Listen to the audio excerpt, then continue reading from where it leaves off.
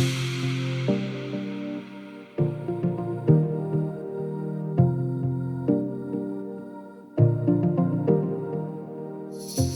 and welcome to GreenFleet Talks. My name is Kate Armitage and I'm your host for this discussion today. And I'm delighted to welcome Cheryl Clements, Head of Business Development at Tusker.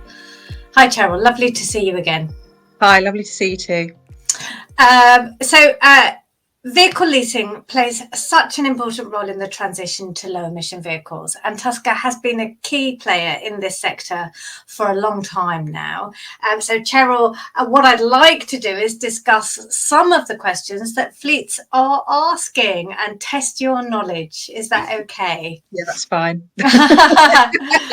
Okay, so let's start with a nice easy one. What are the changes to vehicle excise duty for electric vehicles and PHEVs coming into effect from April, and what are the implications for fleets? So basically, from 1st of April 25, registered keepers of electric, zero and low emission cars, which also brings into account PHEVs, will need to pay car tax in exactly the same way as registered keepers of traditional ICE vehicles, so petrol and diesel. And it's going to apply to both new and existing cars. So basically what it's doing is it's taking the road tax band A out of the current road tax system, which is currently 0%. Right. £0 and vehicles in that banding will then be required to move to the first banding when a rate becomes payable. So breaking that down a bit further, electric, zero or low emission cars after 1st of April will need to pay lowest first year rate of vehicle tax at £10. But then from the second tax payment onwards, it's going to be the standard rate, which is increasing to £195. So it is quite substantial. Okay. And that's more likely to have an impact on PHEVs than BEVs because it's hybrids and AFVs, which is alternatively fueled vehicles. They have a £10 annual discount currently. That's going to be removed, right. And again, the rate will depend on when the vehicle was first registered. So it's going to affect all cars effectively. Yeah, I think that's an important point to make. It isn't just about plug-in vehicles, but it is that band A that's changing. Yeah, great. Thank you. And what are the implications for fleets with that? Well, clearly costs are going to increase. That's kind of the main thing. Hybrids are being further disincentivized in line with the benefit in kind changes that are coming in as well, which is the personal taxation piece. So really the implication for fleets is it really is pushing employees and fleet managers towards only offering electric vehicles. So strategy really needs to be in place for that, I would suggest. And I'm gonna ask a bonus question, Cheryl, which I genuinely don't know the answer to. But the government usually are pretty good at saying what the tax changes are going to be well in advance. Mm-hmm. So luckily they still are. Okay, so how far is that kind of going out to?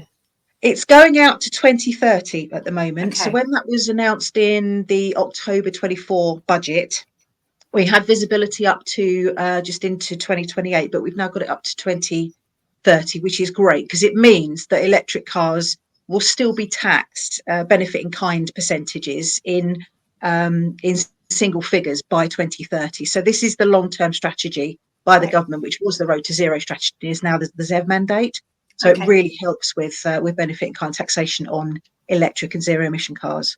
Perfect. And I'm guessing that you work with all your clients at the time when they sign up to the lease to kind of model what that means for them. So this shouldn't be a huge surprise, certainly for your customers, but possibly for outright owned fleets, it might be a bit more.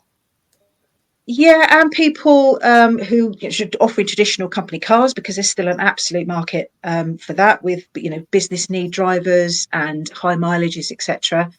It's making employees aware of the increase in the BIK. Whilst it might look fairly cheap at the moment, have a look at the subsequent years, particularly as there's been a traditional move to sort of longer term agreements. So 3 years was typically the fleet arrangement. That's now moving out to 4, even 5 years in some cases. So that employee, when they're selecting that car, they are, locking themselves into that BIK, Yeah. which is already known. So it's just making people aware, really. Great. Perfect. Thank you. So sticking with plug-in hybrid vehicles, they're going to face stricter emission testing this year as well to get more accurate real-world data. And as I understand it, the likely result of that is that benefit in kind rates for PHEVs are going to go up. They are. I mean, how important is this? How many people are still taking PHEVs, and how is it going to affect them? Still a market for PHEVs at the moment, both fleet and salary sacrifice. And the reason for that is because some people have issues with the charging infrastructure not being in place, as was initially promised by the government years ago. It's been a much slower rollout and uptake of those charging points being put in than people originally thought. People that live somewhere where they can't plug in a plug-in hybrid or an electric car. So, for example, somebody living in a high-rise block can't just sort of run a lead out the window and at 10 floors down just to plug in the car. So because of those issues, PHEVs still very much have a place. It's likely that with these changes coming in, that we will see a bigger uptake towards electric, and that might be people taking an electric car over a PHEV, and just it might make people actually look at the charging infrastructure, because there seems to be at the moment still a bit of a block with people mentally, as in, no, public charging doesn't kind of work. Actually, public charging, if you look at it over the last 18 months, the infrastructure has grown quite considerably. When you start looking at things, if you look at, for example, ZapMap, is a really good example of where your nearest chargers are. I think you'd be really surprised as to how you find it. So with this change coming in, it will push people, I think, to looking into electric more deeply than maybe they previously did.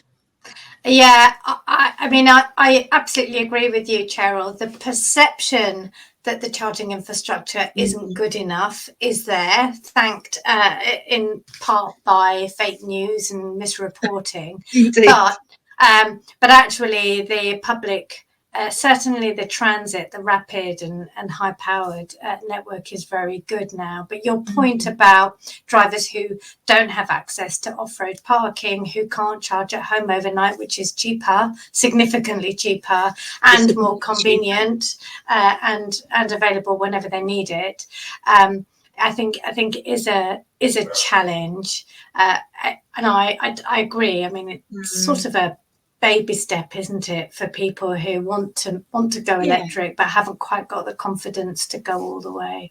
And it's also about, additional things that, companies like ourselves can do. Can we provide discounted public charging? Can we provide access to charging points in a specific way? Yeah. And there's all these sorts of things that are going on at the moment, which will really help those discussions too. So yeah, still an emerging market. It really is. It really is. And there's no escaping the fact that we've been largely dealing with early adopters and early movers. We are going to get to a reluctant lump of people who for whatever reason are going to be nervous about electric. So I think plug-in hybrid is going to be around for a while yet. And if it does the job, if it persuades people, actually, look, this is a good bit of kit, then. Well, it gets people used to having the electrification on board, doesn't it? And actually plugging it in. So that's the thing. It's just that, I wouldn't know how to plug it in. How does it work? Exactly. It will make people look at doing that as well. Exactly. And not doing it in a pressured environment on a motorway when they've only got 10% battery range left, and so on and so on. Yes, so, and typically more expensive on a motorway to do that as well. It is more. Absolutely. I think we can all testify to that. And now, talking about expensive, next discussion topic. EVs costing more than 40,000. Registered from April will become liable for the expensive car tax. Now, they certainly will. Yeah. Now, of course, that's an awful lot of the EVs that are on the road at the moment. I know that's changing, and we are seeing more affordable EVs. We are. But how is that going to affect fleets, and are they prepared for that? I think they're probably less prepared for that than they are the changes in road tax and BIK, which tend to be talked about a lot more. The luxury car tax, sometimes you can, or expensive car tax, however you mention it, can sometimes be mentioned, and people say, "Oh, what's that again?" So again, it's about fleets being aware of what these things are. It's quite substantial. It's a good, Mm, it's going to make the road tax and the expensive car tax. It's going to add about £600 a year yeah. to running these cars. Ultimately, yes, of course, fleets are going to experience an increase in costs. However, it's probably worth mentioning that by looking at traditional fleets, contract hire, and also salary sacrifice schemes, etc., those costs are already built in because you're taking the car for a period of years. Okay. Therefore, that's already built in. So Okay. it's baked in, for want of a better expression. So for budgeting purposes, it's much better. And Yeah. secondly, at least with the salary sacrifice scheme, you're getting, or an employee's getting tax NNI savings on that as well. So it kind of lessens the Yeah. impact. So whilst we are going to see an increase, it's really with sort of salary sacrifice schemes, it's going to make them even more attractive because of the additional savings that can be made on top of those increasing costs. Yeah. It Okay. is a bit counterintuitive for this to come in now, particularly with the Road to Zero strategy. Now the ZEV mandate, originally at 2030, moved out to 2035 because the government at the time was concerned about the rollout of the charging infrastructure and the changes that this would bring. The new government then brought it back to 2030, which is great because we're all behind that, and including the whole motor industry is behind that. But it is counterintuitive to add a tax in like this because it kind of goes against what they're trying to do. But there Yeah. are ways to kind of mitigate it, as I said, with by kind of putting a scheme like the Tusker scheme in place. So And I kind of, it is highlighting the fact that these vehicles are premium price.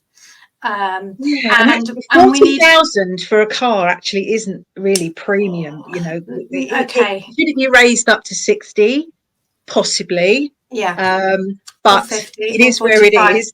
Yeah, But as you've already mentioned, we are this year really starting now to see the lower exactly. priced EVs coming out. So we've got Dacia Spring 16,000. We've got the Renault 5 coming back, which is great because that was my first car ever when I first started driving, and I won't tell you how many years ago that was. But that was a petrol, obviously.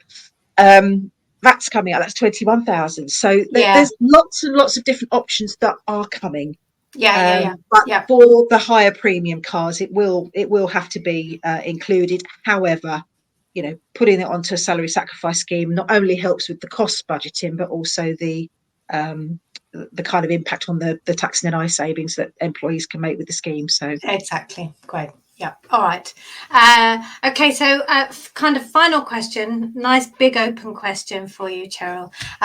It's we've only got 5 years until the 2030 deadline for 80% of passenger cars sold have to be. It's actually the question says electric, but let's say zero emission. zero emission, yes. Who And this knows? is under the zero emission vehicle mandate. Okay.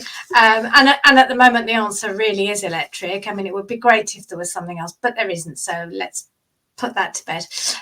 What advice would you give to fleets starting out on their transition? If they're starting out on their transition now, I respectfully suggest that they're probably behind the curve somewhat and need to. Yeah. This has kind of been known about for quite some time. As I said before, 2030, they moved to 2035, now back to 2030. So I would be surprised if people weren't already on some form of journey. But if they're not, it's really that piece about looking ahead. You've got 5 years, so you're not behind the curve as such. You've got 5 years with which to come up with some solutions here. It's being aware of all the factors. It's being aware of the benefit in kind, the impact it's going to have on employees. It's being aware of, are FEVs going to be available post 2030? I would suggest not. Therefore, do you look at going fully electric or zero emission now? And then forcing people to have those conversations, giving them time, which they've got, to then look into kind of the uptake and how to plug in, Yeah. etc. Look at second-hand supply because they don't have to all be new cars. Why not? with the many electric cars and zero emission cars coming back into the marketplace, because we are coming through kind of the first phase of these cars coming back and being replaced. Yeah. Have a look at maybe going into used cars, because one, that will help with supply. It'll also help, move cars through into the lower retail space, which is the issue that the industry's got at the moment, in so much as quite a lot of fairly new cars coming back, as in up to 3 years old. But in the retail market, people can't still afford them because they are still quite expensive cars. So that will help with that piece as well. So be aware of all the factors. Be aware of benefit in kind. Be aware of luxury car tax. Be aware of the different types of schemes out there and financing available that will help not only you as a fleet, but also your employees. And I'm going to say, of course, aren't I? Make use of salary sacrifice schemes, because all of these changes really do further help cement salary sacrifice as being kind of a very key and core way of bringing these types of cars to market and the employees, to your staff, to your business. Yeah, I agree. Very, very quickly, Cheryl, I had an interesting conversation last week. It was at a round table, and there were multiple fleets there, but one fleet didn't have any EVs and was waiting to, they were building a business case, and they were waiting for every part of the business case to stack up before they moved.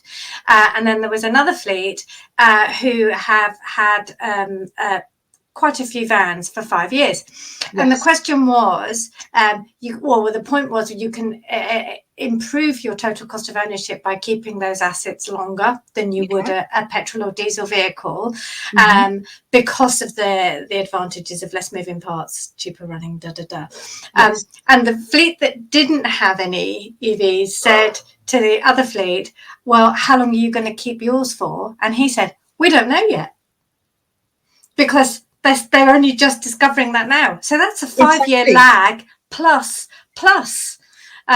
So really, if you've only got 5 years, you've got to start getting that insight, that knowledge, that the practicalities of this right now.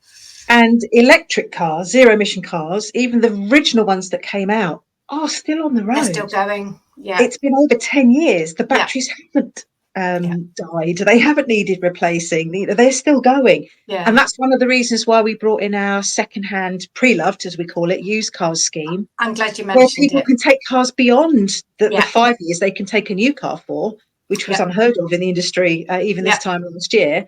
They can now take a new car for 5 years, but actually they can even take a 2-year-old car now for up to 5 years, which then means it will be 7 years when it's coming back. So not only does that help with costs, but it helps to keep the cars on the road as well. And I'm so pleased you mentioned this, Cheryl, because this is another area where vehicles are going to become affordable for people who previously hadn't been able to access them. Exactly. So, it's going to bridge that gap to then get it into the lower retail market, which is eventually where everything will have to end up. Yeah, I know it's been a difficult time for residual values, but that really is the silver lining in the cloud. If it means that we're getting more of these vehicles out to people who haven't been able to afford, it's a positive move.